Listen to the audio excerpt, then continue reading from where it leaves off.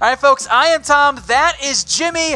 All kinds of moves this NBA offseason have resulted in the end of the NBA Big Three era, and it is now the duo era. So we're going to take you through the best big twos in the NBA. We'll go from 30 all the way down to number 1, and we're not going to spend that much time on those bottom teams like the Charlotte Hornets at number 30. Trash. Ooh-wee. Number 29, the Oklahoma City Thunder, SGA and Steven Adams. I love SGA. I think he'll be in the running for most improved player, but they're not a great duo yet.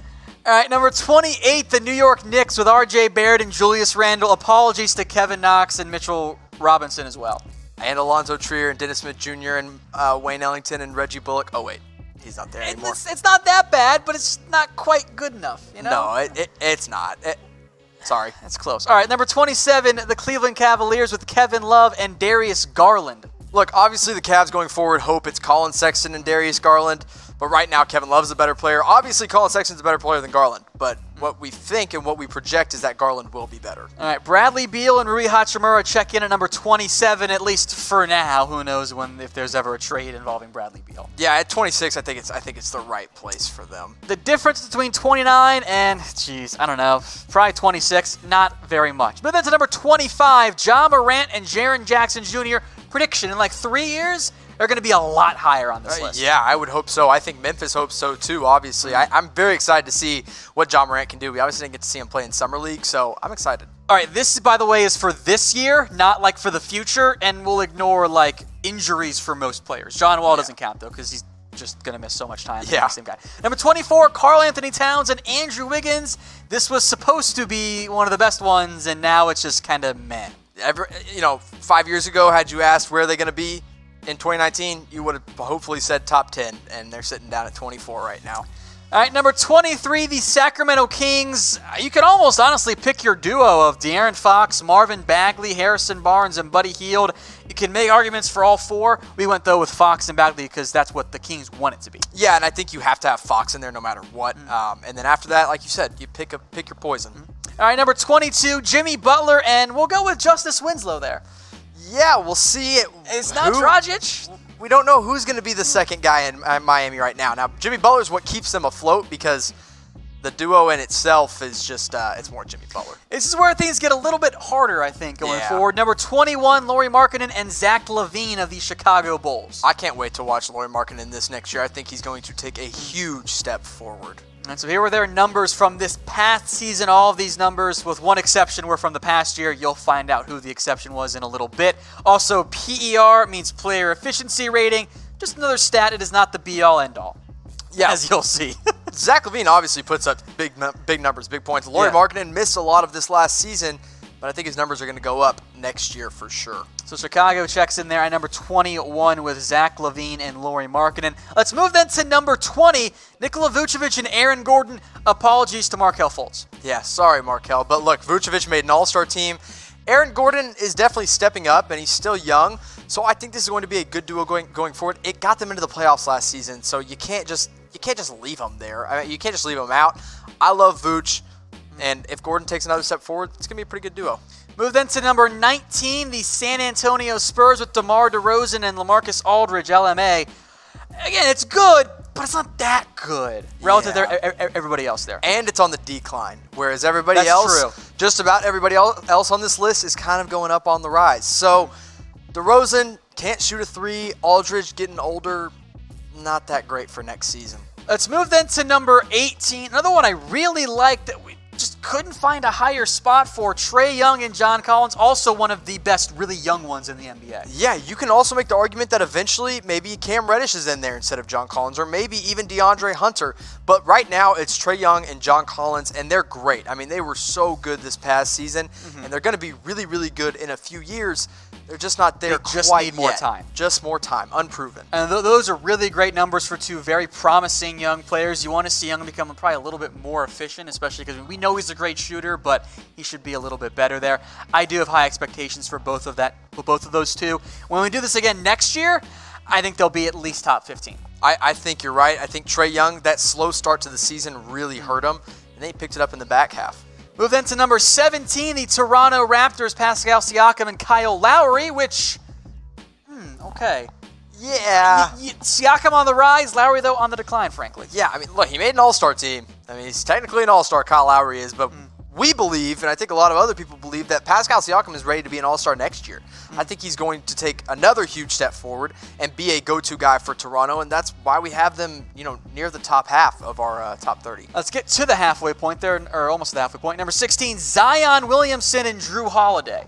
Again, a lot of high expectations for Zion there. Super high expectations. This is very much potential-based for Zion, but we do know what Drew Holiday is. I mean, he's a top-tier two-way guard, and he's a great shooter. I love Drew Holiday. I'm glad they kept him around in New Orleans. All right, folks, question for you guys. Who can be the first person to type first? We'll give you a shout-out. Only the first person. I was going to do it, but that would have been cheating. I'm gonna let you guys. You don't count. That's cheating, Jimmy. I'm going to let you guys do it, so I don't Also, the Chat Sports account does not count either. Nice try, Mitch and or Brett. All right, there it is. Chris Jones says first. Wow. I will shout out the Brennator who put me in there, and he beat Chris Jones. That's not first, but Chris Jones gets the win there. Technically, Dominic typed in 1ST, whereas Chris Jones just typed in, scroll down just a little bit, right under Chris. That's a good point. Dominic did type Chris typed out the word first. So longer, though. All right, that's fair. It's a tough one. All right. Well, thank you guys all for playing that little game there. Move then to number 15, the Indiana Pacers, Victor Oladipo and Malcolm Brogdon. I'm very high on this duo. Yes, you are. Now, health, big question mark. Can Oladipo return, and can Malcolm Brogdon stay healthy? Because he really has not stayed fully healthy throughout his career. I like them both a lot. I'm excited to see what they do next season. Let's stick in the East here. Number 14, Blake Griffin and Andre Drummond, the two bigs. Hey, as a front court center. Yeah, as a front court, it's absolutely insane. It's just the talent around them hasn't been that good, so I think that's what has hurt their progression. And Drummond's been a little softer than I expected him to be. Number 13, the Boston Celtics. Kemba Walker and JAYSON Tatum, who definitely needs to be better than he was last year. Frankly, he kind of regressed a little bit, especially the way he played in the playoffs the previous year. Yeah, everybody was always like, oh man, JAYSON Tatum, he's so Breakout young. year. He still has so much room to grow. Well, he didn't exactly grow. He stayed same, or like you said, declined even a little bit. I think his numbers will go up, though. Averaged nearly 16 points per game this past season. Kemba Walker's numbers, on the other hand, are probably going to take a bit of a dip. Besides the assists, I think they go up. Good news is Tatum's still only 21 years old. Yeah, he's still young. So this Boston team, now that we're at 13, I think this kind of takes another step forward in the duos here in the NBA. Well, speaking of youth here, the Phoenix Suns check in at 12. The problem is the rest of the roster hasn't stepped up yet.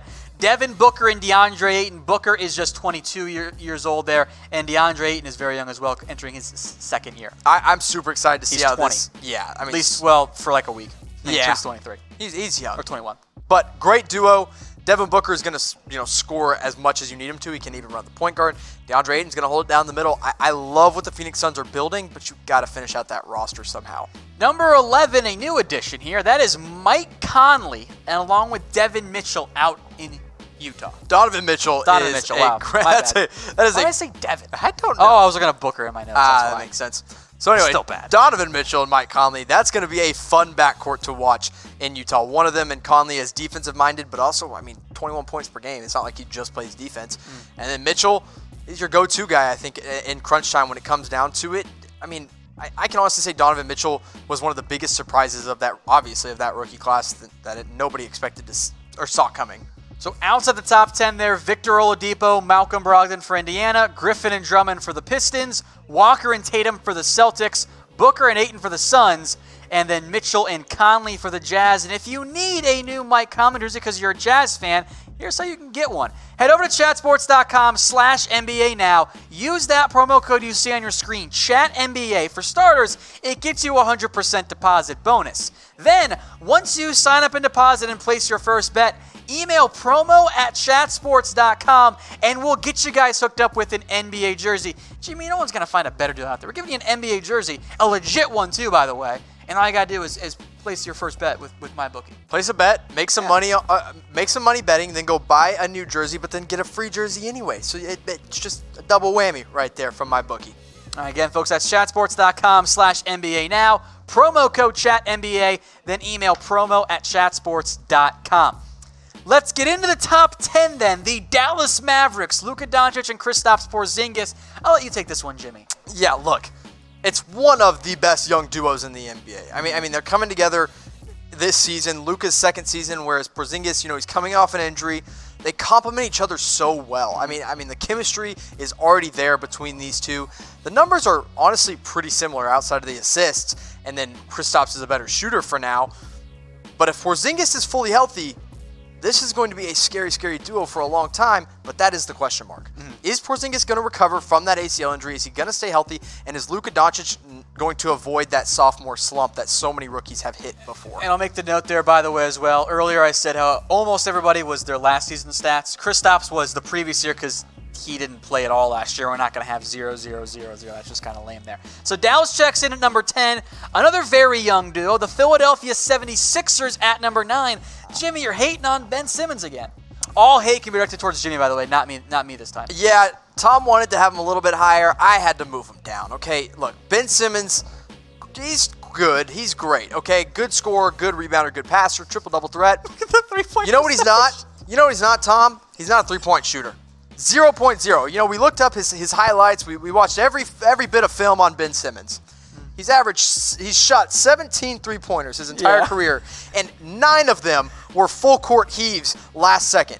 So the dude can't shoot, which means he can't space the floor, which means he can't play off the ball. That's what holds him back from being near the top 5. Now, Joel Embiid, on the other hand, one of the most dominant players, I think, in the league right now as a center. One of, if not the best center in the league. But another question mark with Embiid is, can he stay healthy? Ben Simmons, can he get a jump shot? Embiid, can you stay healthy? Those are the 2 question marks that hold the Sixers back. Ben Simmons, not very good in NBA 2K because he can't shoot, which brings us to this question. What's the best NBA video game ever made? Let us know in the comment section. Basically, Jimmy, you got a couple different options here. You got, I'll just say any of the 2K editions. NBA Live, which is not good. Trash, thank you. NBA Street and NBA Jam.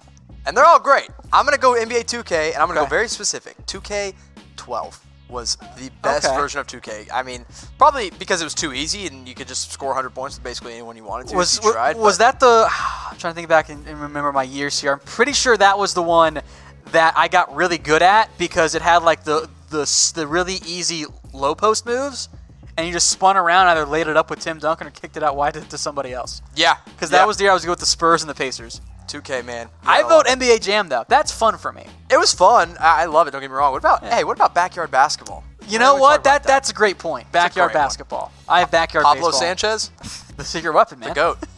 All right, keep those votes flowing, folks. Move then to number 8, the Denver Nuggets with the Joker and Jamal Murray. I love that duo. It's so much fun. It's perfect fit. I mean, it is perfect. Like, we were talking about how Luka and Porzingis complement each other. Jokic and Murray probably complement each other even better for now. I mean, this is just incredible. Jokic, those numbers are MVP-type Super numbers. underrated because he plays in Denver. Right. I love what this team has done, what they've built. Nobody really expected this duo to be up here, but they have. And, you know, the biggest question mark that I had, Tom, is has this duo already hit their ceiling? I don't think so. I don't think they have, but I do think there's potential where, like, this is, you know, last season is the best they ever are, which is really, really good. But if you want to move into that top 5 of duos, or you want to move into that Western Conference Finals / Finals appearance picture, they have to be better, you know, and they're great, but they have to be better. I'm going to go with no because Jamal Murray is 22 years old. Yeah. He's super young. I think he's only going to get a little bit more efficient, a little bit better as a distributor as well. Of course, Jokic plays that role so well. I'm going to go with no. This is not the best we've seen them. I hope you're right. I really do. Denver certainly does, and of course, Philadelphia hopes the same with Ben Simmons. But which player is more worthy of a max contract? Type M for Murray, S for Simmons. I'm taking the guy that can shoot a three-pointer, that's not afraid to shoot a three-pointer. So, talking about Jamal Murray. All right, M for Murray, S for Simmons. Keep those votes flowing in here, folks. Let's see, M, S, M. Emojis that don't make any sense. M's. Oh, it's a lot of M's. I think the M's have it. Wow, okay. Simmons has become like a meme now. People like to hate on Ben because he can't shoot. Yeah. You hate on him. I do hate on him. You hater. All right, let's move then to number 7, the Portland Trailblazers, Damian Lillard and CJ McCollum. I mean, look, Dame just got paid, so you already know he has to be in this top 10. He's incredible. He had one of the best playoff runs I've seen in a long time out of any single player when he took this team to the Western Conference Finals. Now, the question is, can they do it again? Because this is a great duo, but the West, even though it was already loaded, like you just saw, they just reloaded. You mentioned Denver hitting their peak as far as they were going to go. I kind of wonder if that's what happened with Portland. That the Western Conference Finals, given how strong the West is as far as they're ever going to end up getting. I think that is a very strong possibility. Another problem that I have with this duo is that it's more of a, hey, Dame, it's your turn. CJ, it's your turn. It's never. That's fair. It's never, hey, they're just gelling really well right now on the court. It's kind of like when one is struggling, the other picks them up. But they are great together. That's why they are a duo. All right, so Portland's number 7, the newest duo, the Houston Rockets, check in at number 6. We've seen it once, kind of, in the past several years ago. Harden and Russ back together. They check in here at number 6. Yeah, I mean, 2 former MVPs. They played together. Like Nobody else can say that. Nobody can. So you're hating on Houston here. I'm not hating on Houston one bit. I'm just saying there's a lot of potential for this to go wrong. I mean, a ton of potential for this to go wrong. There's also a ton of potential for this to go right, by all means. I mean, you look at the numbers themselves, they speak for themselves. You don't even have to really talk about them that much. Stupid good. It's a triple-double from Russell Westbrook, and it's the leading scorer in the NBA, and James Harden at 36 points per game. It's ridiculous. I mean, no other players put up those kind of numbers on a consistent basis. The biggest concern for me is going to be how they fit together. What does the ball dominance look like? You know, Yeah. who dominates the ball and who suffers because of it and who's willing to suffer because of it. I don't know which one is, I think Russ has always been a good teammate, but it's still like, is he willing to just give up the triple-double and ball dominance? I don't know.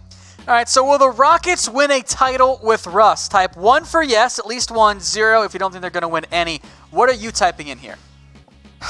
What are they, 30 years old? I got to say no. I just don't think they're going to be able to actually finalize and win a title. I've always said you're not going to win a title with Westbrook as your best player. Well, he's not the best player on the Rockets.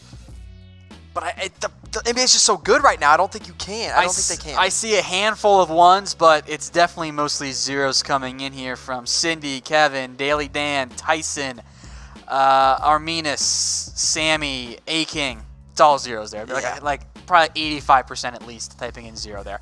Into the top 5 then, the Milwaukee Bucks. Giannis and... Okay, here's a question for you, Jimmy. Yeah. It's Giannis and me. Where do we rank in the NBA among greatest duos? I'd probably slot you right outside the top 10 at number 11. Thank you. I think that's fair. I appreciate you giving me them, because I am definitely carrying that duo there. Yes, yeah, of course. But, it's just not... Yeah, look, it's Giannis. It's all Giannis here. Yeah. All right, so Giannis checks in here along with Chris Middleton. Look, 27 points per game. Middleton needs to be a little bit better, though.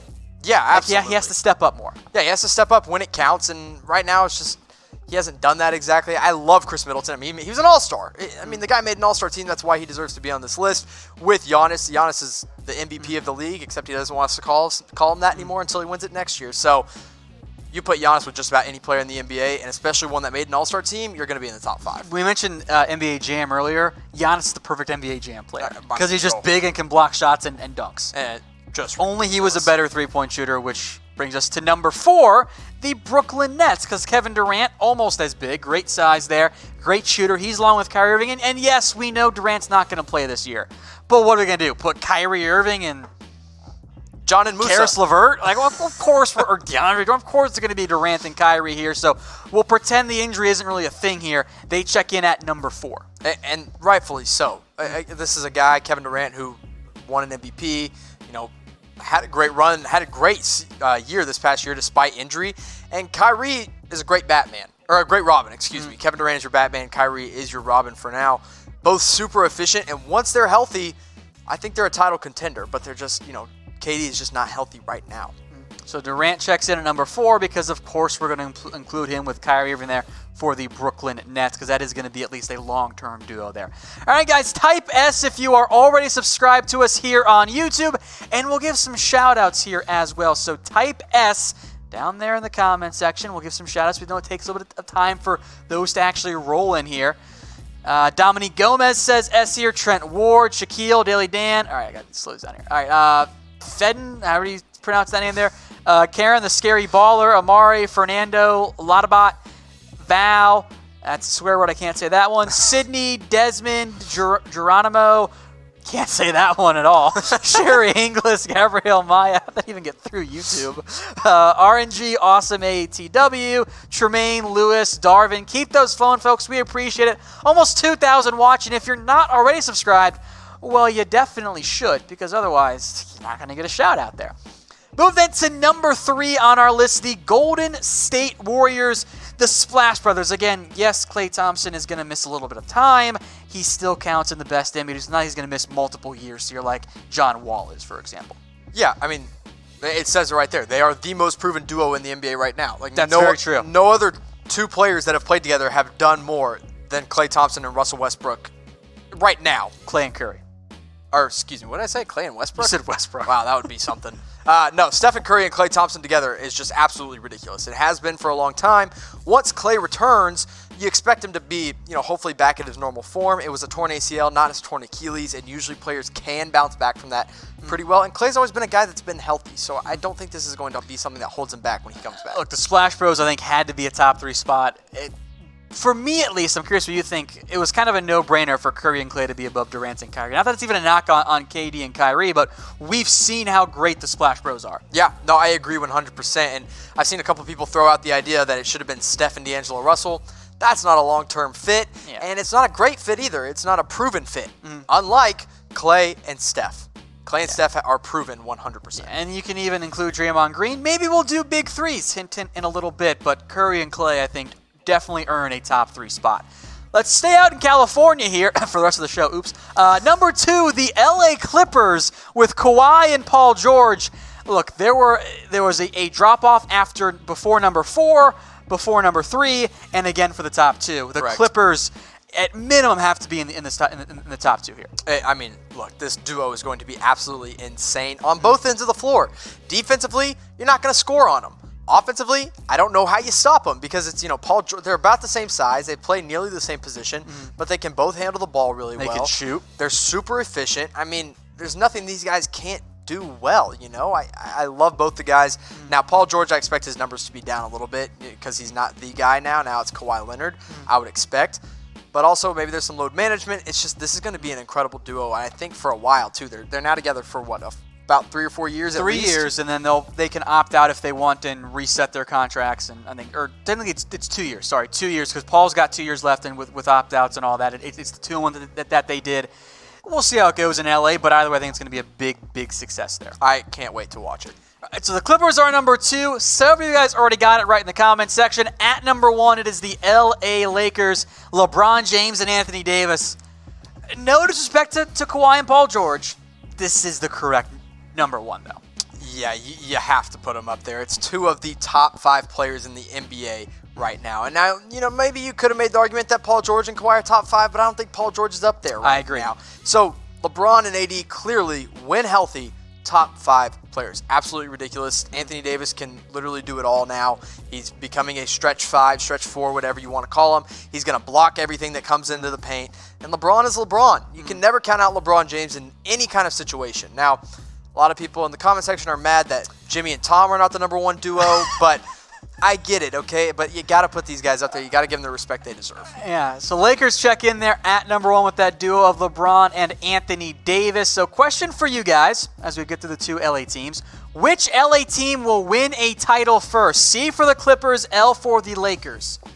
That's a really tough question, Tom. I have my answer. I feel pretty good about it. I'm going to say Clippers. I think they have I the agree. depth right now. Okay, good. We're on the same page. Yeah. I'd give them the depth. All right, so what do you guys hate most about our duo rankings? Because there's no way everyone agrees. That's not how the internet works. Not a chance. I just want to point out how proud I am right now that I have both Lakers fans and non-Lakers fans absolutely furious with me because I ranked Lakers 5th in the NBA rankings for the Western Conference for regular season, but I also said that the Lakers are the best duo in the NBA. And everyone's mad at me. But you're all welcome. I also think you are 100% correct. Thank on both you. Of those, I'm always Tom. right. I'm with you, so you can get mad at me too if you Not like. always, but Most of the time, though. Everyone's big mad here. So let us know what you guys hate most about our duo ranks here.